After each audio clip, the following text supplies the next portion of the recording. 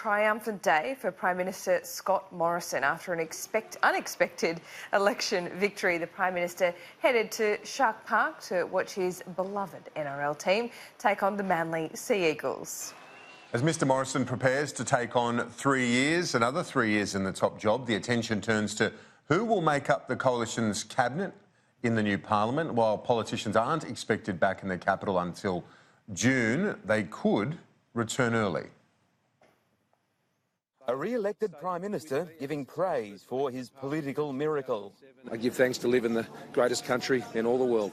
And thanking voters in Cook for their part in the coalition's electoral redemption. You don't get to be a Prime Minister and serve in that capacity unless you're first a member for your local electorate. It was Scott Morrison's small target repeated on-message attacks on Labor that helped deliver the coalition an against all odds victory, elevating the re-elected Prime Minister to the rank of Liberal Party royalty. Scott Morrison will now quite rightly enter the Liberal pantheon forever.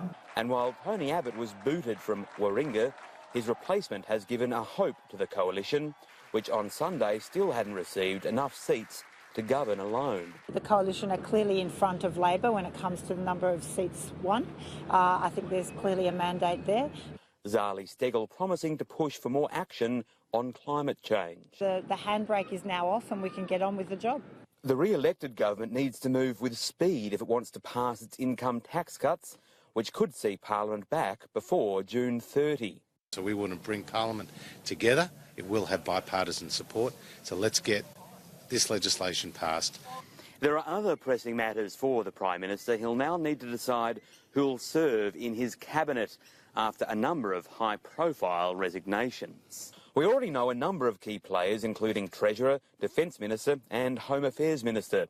Scott Morrison has also said he will keep Melissa Price as his Environment Minister, but other places remain unfilled. The Prime Minister will be making those decisions, obviously, in due course. But first, time to enjoy the spoils of victory. Very excited, particularly about the contest we're about to see here. James O'Doherty, Sky News, Sydney.